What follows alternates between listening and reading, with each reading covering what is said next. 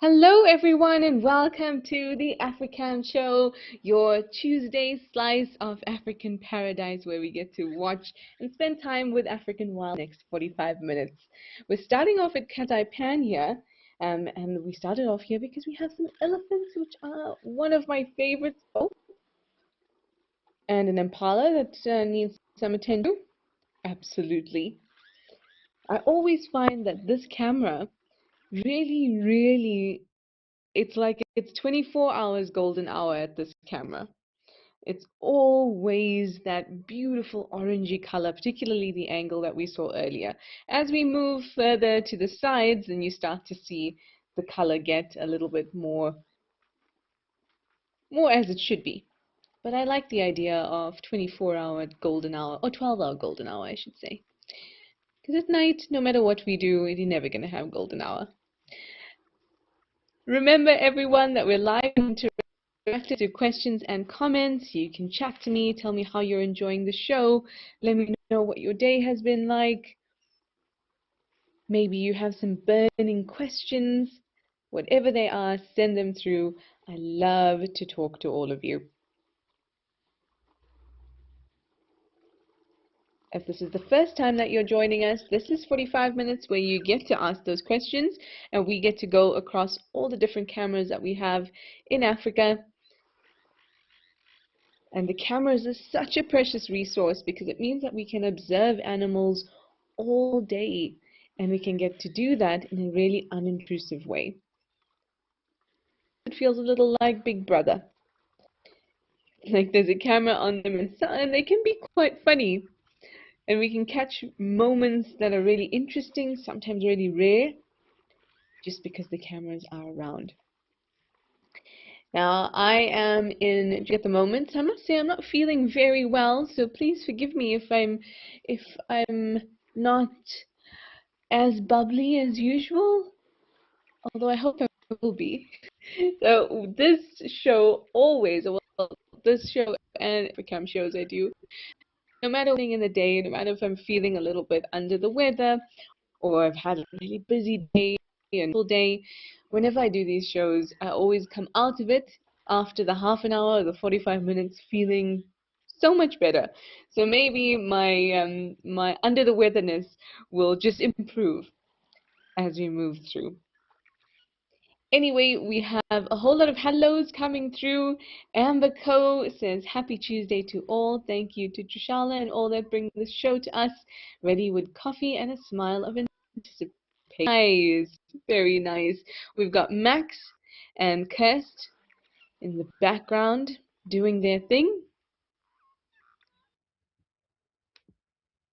And I'm sure they appreciate your comments too, Amber Co. Casper's third ghost says, good day all. Hello Trishala. Hello Casper's third ghost. We are now at one of my favorite cameras. The Hoodspred Endangered Species Center in the Boma with the rhinos and our petty sheep. Oh yes, looks like everyone's around and they're aligning themselves very nicely. And you can clearly see the size difference. Remember, we've got 5 rhino in here. We've got Esme, which is the largest one. We've got Mango and Bula. Taba.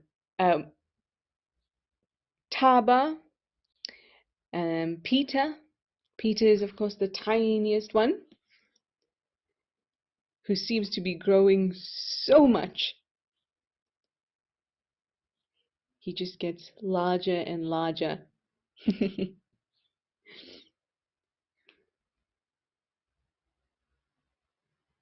And it looks like we have Licorice, the petty sheep, down the bottom there. I wonder where Millie is. I kind of love knowing everybody's names in here. Oh, Licorice got a little push from what looks like Bula. Bula is not as young as Peter, but he's the second smallest one. He arrived at Hesk in kind of October last year, late-ish October.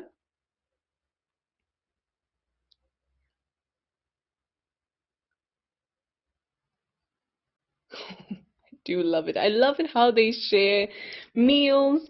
And if you joined us, when was it that we had um, the clip of Peter? It looked like Peter and Bulla that were having a little bit of a fight, and Millie and Licorice, the two petty sheep, came in and really didn't know what was happening.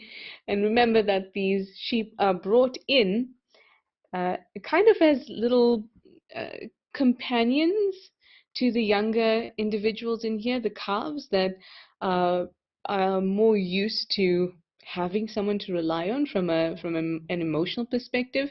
And petty sheep are known for their kind of mothering personalities. So they've come in as kind of like, you know, just carers and companions to the little ones. And they look like they lost their minds when the little ones were fighting. Anyway, I was going through all the hellos and then we swapped over to this camera and I kind of lost my mind because it makes me so excited.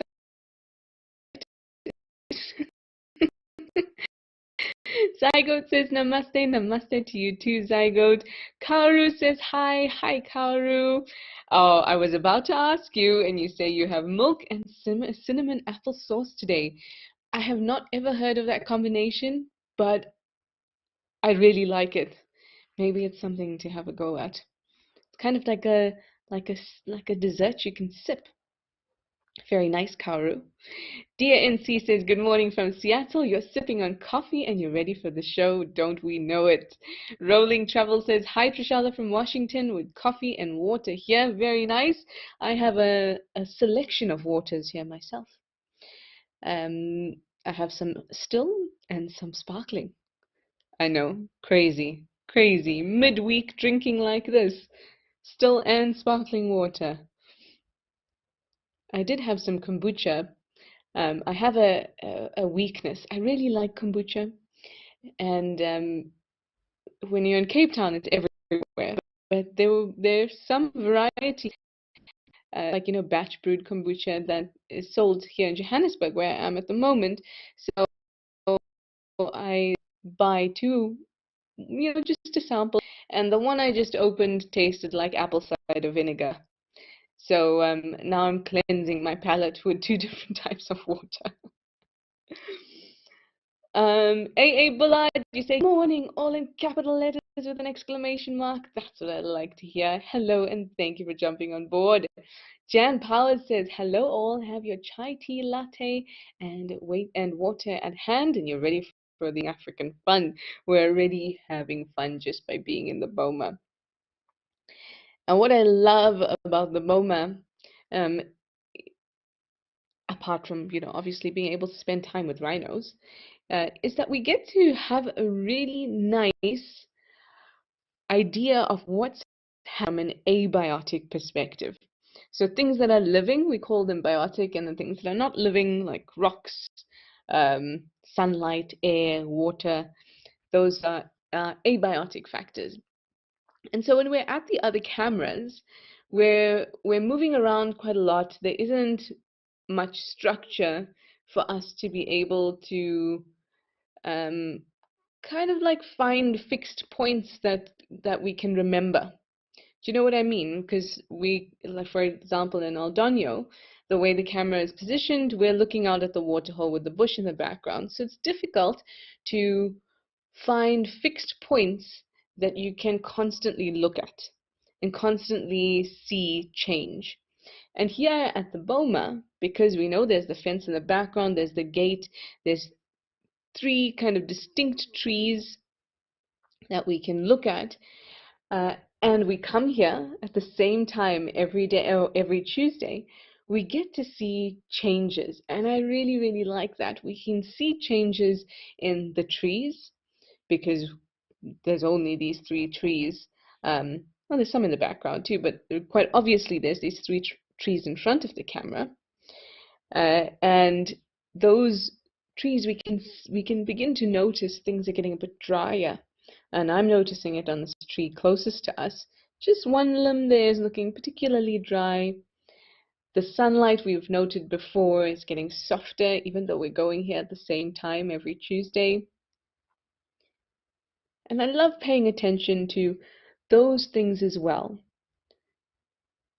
because abiotic factors, those non-living factors, uh, are the things that existed on the planet before anything else, before any life. And they influence how life out, because that was the structure around which life came about.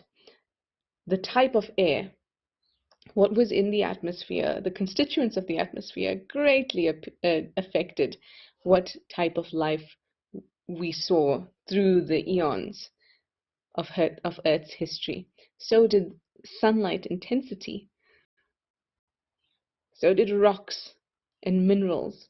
All those things really play such an important part, but they tend to be the I guess the slightly more boring things when we look at wildlife or we go on a safari, but they are so important.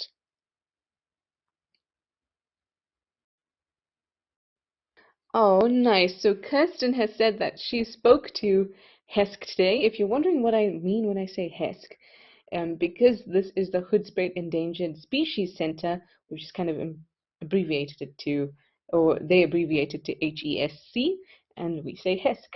So that's what we mean.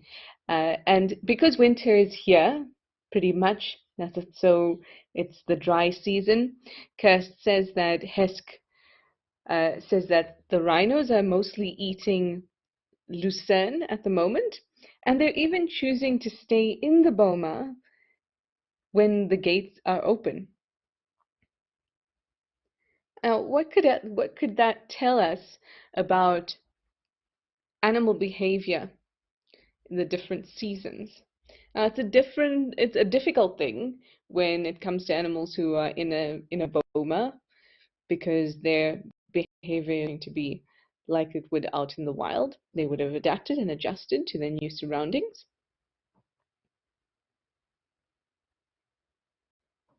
But generally speaking, dry season means less water availability, less sunlight availability.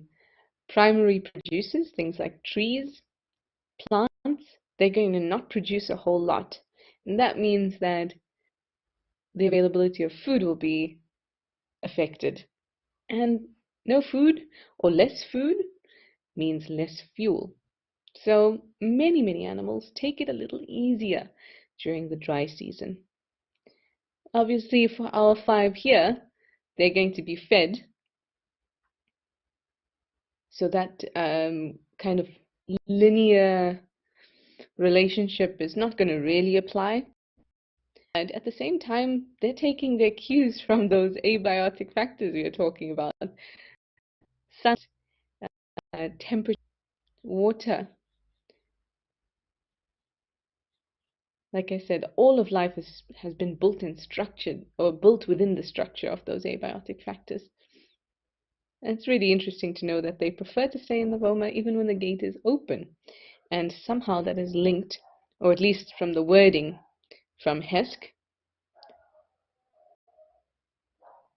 perhaps it is linked to the change in the seasons. And I went on a tangent there. I was going through hellos. Aussie Jan 2 is here. Aussie Jan 2 says, good afternoon all. Got me coffee. Of course you've got your coffee. Zenadian, you say, love it when the illies come to Katmai Pan.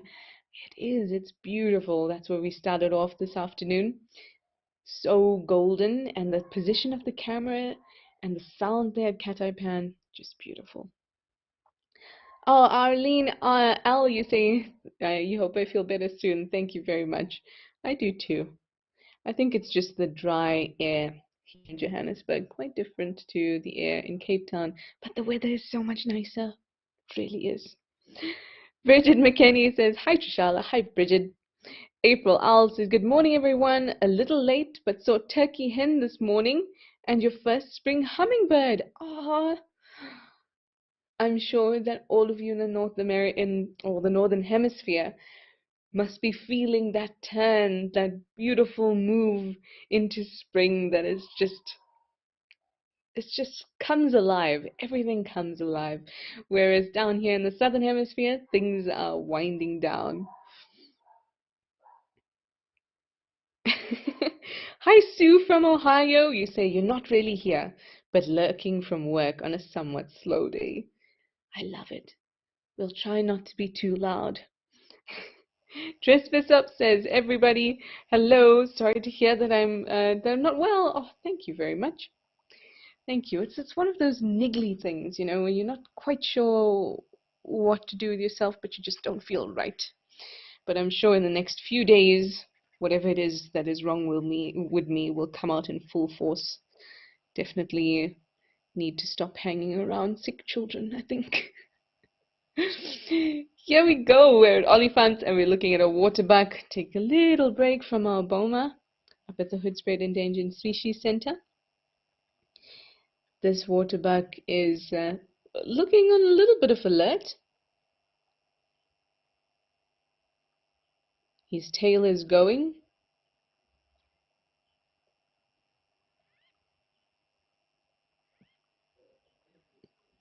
You often will see male waterbucks or waterbuck bulls on their own.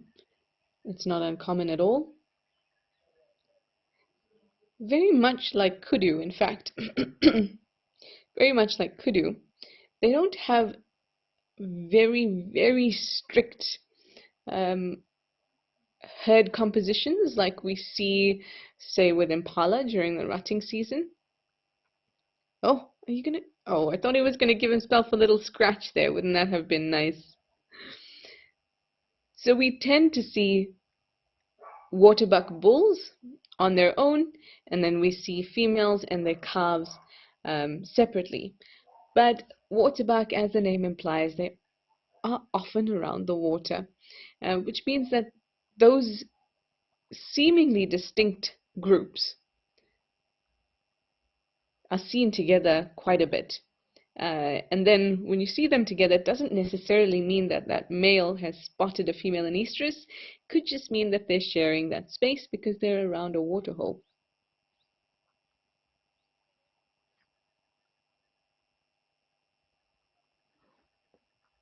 Well, he's moved off, and I hear that there is a very big bird at Tau. I hope it's still around. Maybe we could head over.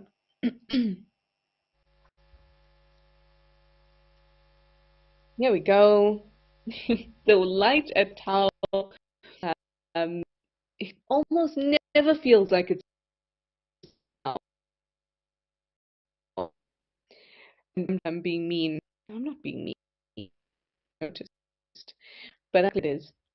It never really appears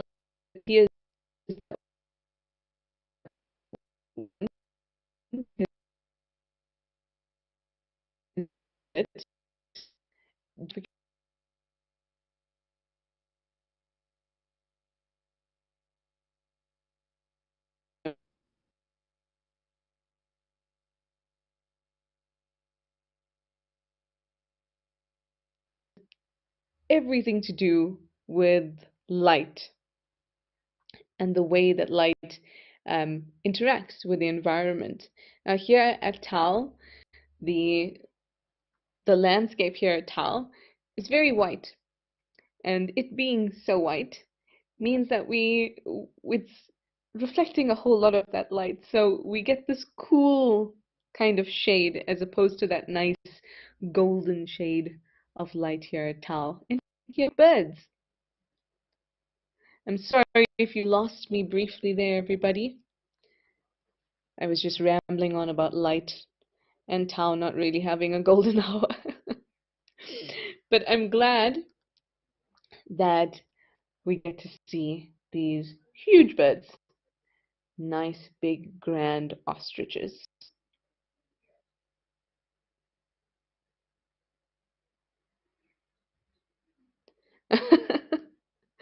Well, firstly, I would like to say this comment came through with no name, but because Kirsten sends through these comments to me, it looked like she just had a thought and she sent it through. And it says, someone told me about the toilet ring, and I won't forget them now. now. And you are, of course, talking about a person that just did the toilet ring, the thing that, you know, sat on a toilet for too long. It wasn't noticed that. And it's one of those things the viewers didn't get through a name.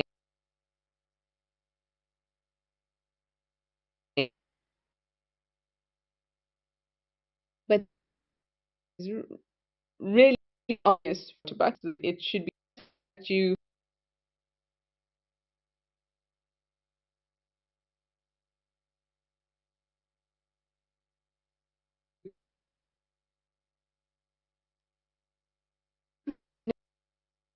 can somehow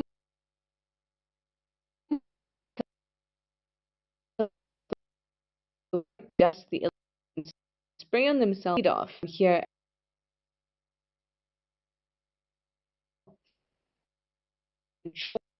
Chalky. Usually ones will start the which is the town, the lodge, situated. There are a variety of soil types, and two of the most common and obvious ones is a really red soil that you can kind of see when you look up at those little hills, sand, and that tells us that it's really rich in iron oxides. Oop, we've left now. Boma. So the red soils, Moose, are really rich in oxides, and the white soils, the white sands that we see, that chalky one that you've seen spray them, that soil is composed of a lot of minerals. So think of things like calcium, sodium, phosphorus, all those things. And none of those minerals reflect much color or specific wavelengths of color. So that's why it appears white and chalky to us. And now we are looking, we're back in the Boma, and there's a mission. The Boma. Yes, everyone, it is the hardy-da. I do enjoy looking at these birds, but let me tell you, when they're inopportune moments, I feel as a son I have a right to, shout whatever words I feel are appropriate at that time. If we're lucky, you might hear some hardy-das fly over my place very soon, in fact.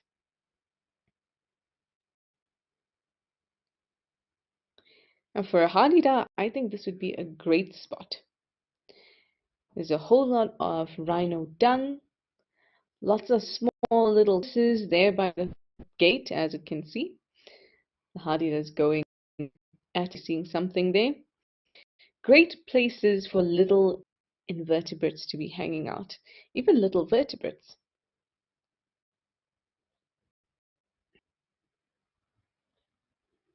Hi, Amberco. You would like to know when the rhinos can leave the Boma when the gate is open. Where do they go? That is a good question. I don't know specifically where they go, but if you remember, a couple weeks ago we were Boma, just all of us Africam kids and the rhinos and Millie and Licorice. We were chilling, and there was silver on the other side, there was some antelope, and they were all walking over on the other end. So I would imagine that the animals can roam fairly freely when the gate is open, probably at specific times. But the purpose of the Boma is imagine a Boma like a ward, but not really for injury. I mean, it can be used for injury and some kind of ailment. Going through a process of they are recovering from something, whether it's the loss of their mother, whether it's an injury, they're recovering. So they're going to be kept in the Boma as a safe space. So not every animal at the Hoedspruit Endangered Species Center is going to need to be in a Boma, which is probably why we saw the other antelope walking around quite freely.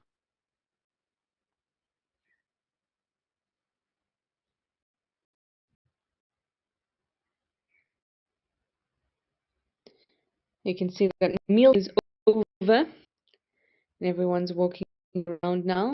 That was some tasty lucerne, really, really nice grass. Well, with my friends, and they eat lucerne, and sometimes I have to feed them when she's away or anything like that. And that is a good quality grass right there. I guarantee you, out in the wild, rhinos are not going to have access to lucerne. Now, this is fairly typical. Everyone has had something to eat, and they now go to have a drink. It's typical when water is available, but it's not an absolute necessity for a rhino to drink as soon as it's done eating. But if water is available, hey, why not?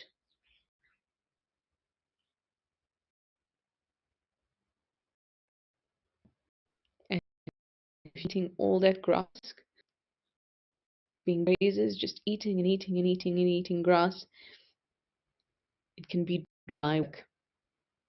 So the water is very welcomed.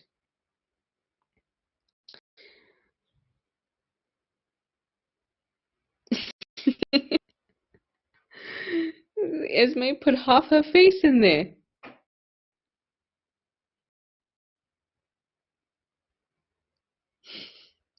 Shame, it really shows you how dry their skin is, though. That's not unusual, that's typical.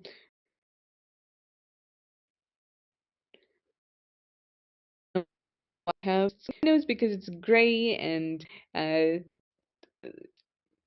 wild areas are dusty, so they almost look extra dry.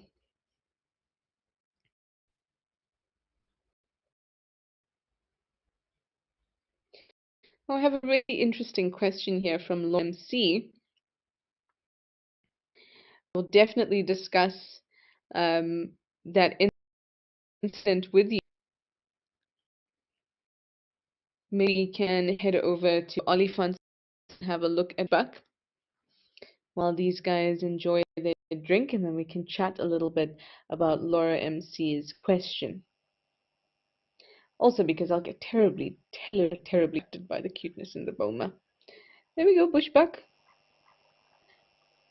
Now look how well it blends in. It's kind of a bushbuck is, I mean, I suppose the coat is a variation on brown, but it's a very drab brown. There can be highlights in certain places, and of course there's bits of white, but look how it blends in. Very, very similar color to the sand that we see, particularly in the shade. So Laura MC, if any of you are not aware of the incident that I'm going to be talking about, I'll give a brief explanation.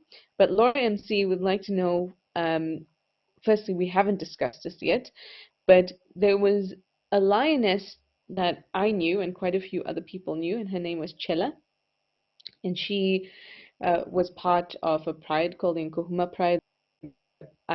When I was in the Sabi Sand, or when I go up to visit. She died a couple days ago, and Laura MC just wanted a little bit of an explanation about why this incident happened. So let me explain the incident and then talk about why this behavior is worth discussing. So Chela recently had two cubs, two tiny cubs, but those cubs had since passed away. Cub mortality can be really high. particularly at that very young age.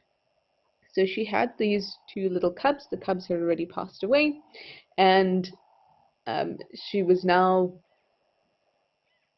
she would now basically be available to go back in estrus if it so happened.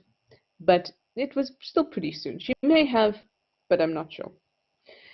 She was killed by, or at least as far as we know, she was killed by possibly the Plains Camp males, a coalition of male lions. But Laura MC is asking this question because it seems like it's odd behavior. Why would male lions come in to approach females in a pride, females that don't even have cubs anymore, proceed to attack and kill her? There's a few, I can tell you, I think,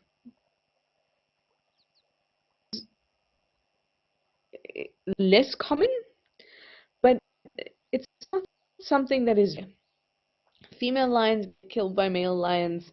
It happens, and it happens usually because they're lions, even if they don't have cubs. If new males come along into a territory, they're not going to simply um, give up or give in to the new male lions in the area.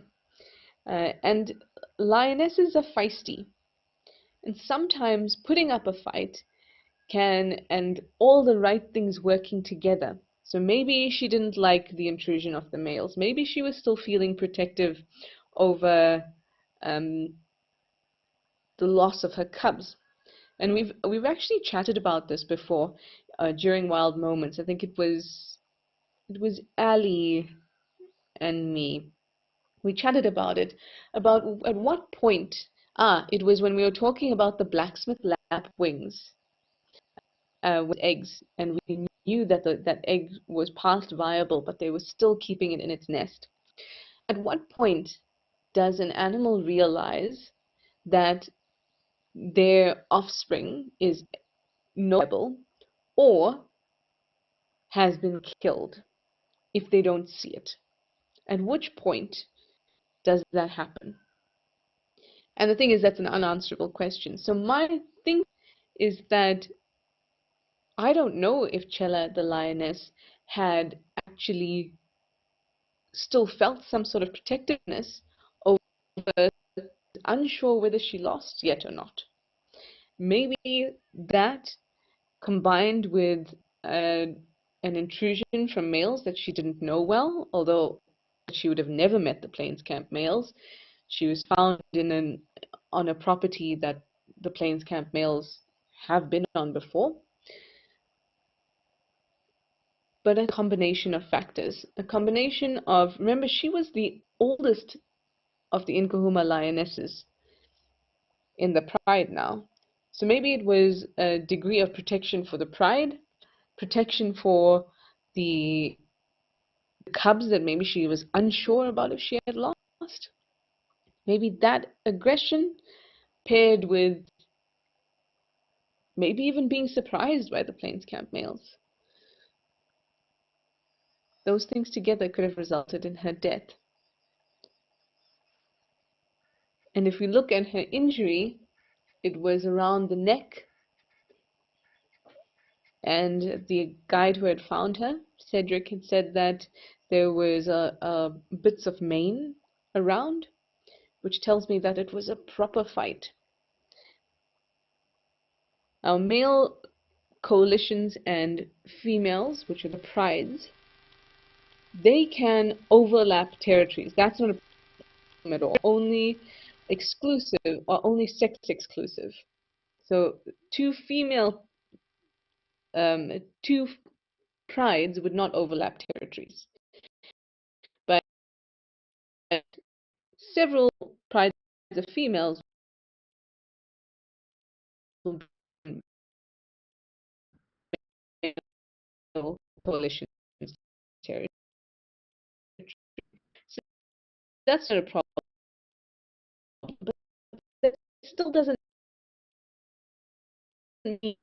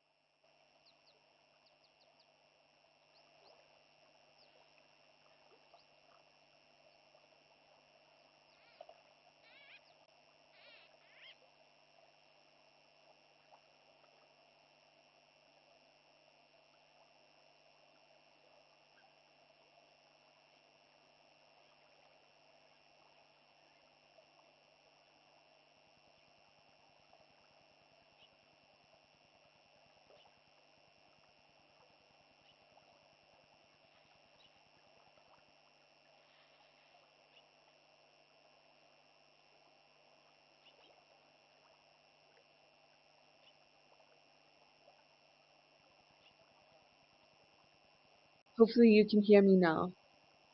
I tried really hard not to say anything important, and I even started to la la la la la.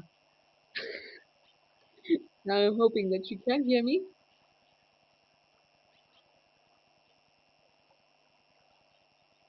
Yes, okay, great. Great, there we go. We had a quick visit over to Stony Point there. Not happening, besides, of course, our rock hyraxes or dassies at the edge, but now we're back at Oliphant's River, which always makes for a very pretty picture. Karu has a question. Karu, that you have been seeing red-billed oxpeckers methodically comb through an animal's fur in straight lines on you. It looks like they're getting small parasites in the hairs.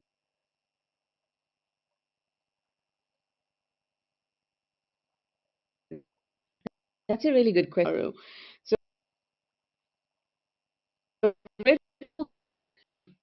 I wonder if anything else ways to see them, big furry animals, and they do that because they want to get blood, essentially. So even though we associate red-billed oxpeckers, large furry animals, with this mutualistic relationship, a beneficial relationship. Hello, Ellie. We see you there. You just came, didn't you? Um, it's a bit more of a deeper relationship than that, because oxpeckers have been known to leave wounds open in order to feed on blood, because they're not actually after parasites, the blood. Just so happens that those blood sacking is a problem for.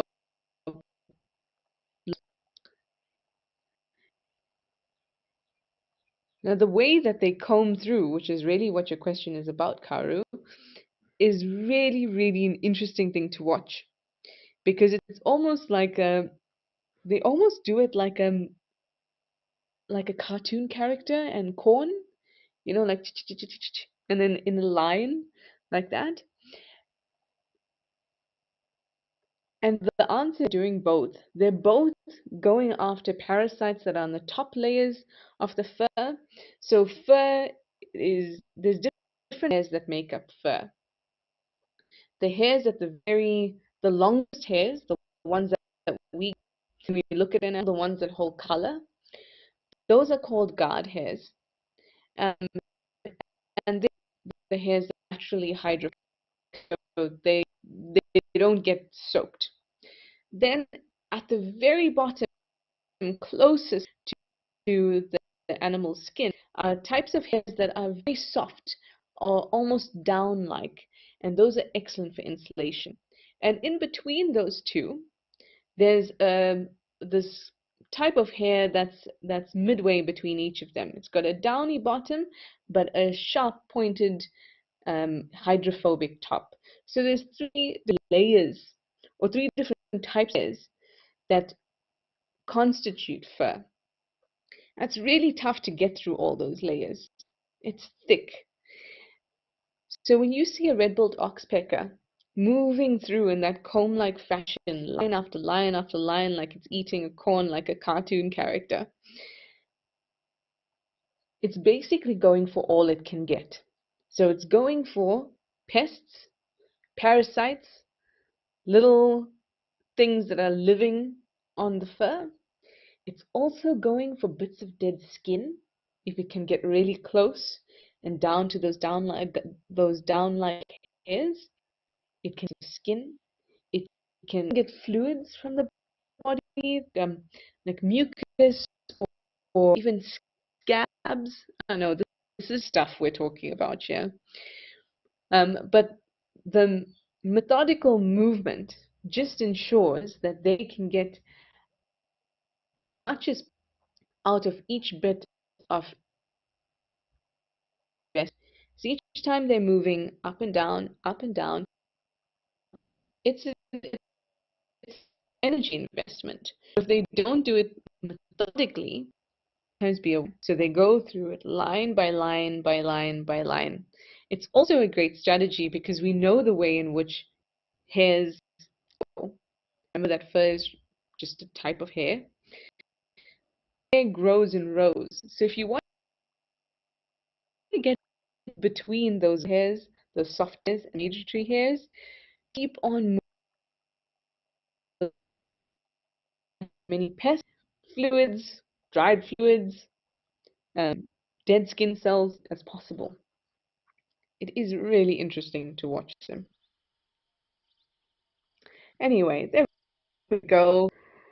Off we are to Tembe. Maybe we'll see a red-billed oxpecker here.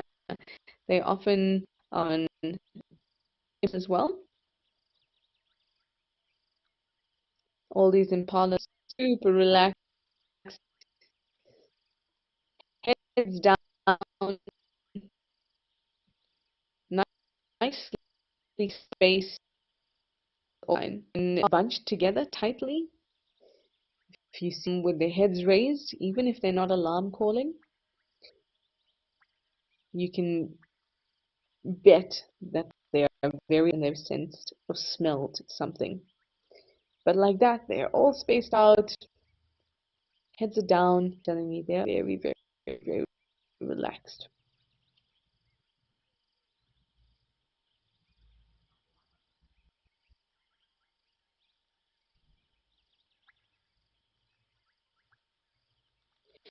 Now here we see, and this was the top section recently, this little section, this water, or this little portion, covered in the sea lettuce. Not the sea lettuce, the water lettuce. Lettuce is something quite different. Sea lettuce is a type of algae that grows in the ocean that you can eat. Very tasty, actually. And I see there's a little bit of clearing up here with that water lettuce. A little bit of clearing up. A nice little window, which is obviously great for the aquatic life because that means water can be let in. But the density is actually phenomenal.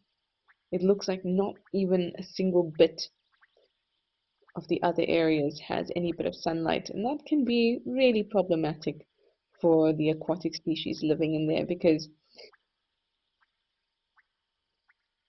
the bacteria that lives in there still needs to photosynthesize, algae still needs to photosynthesize.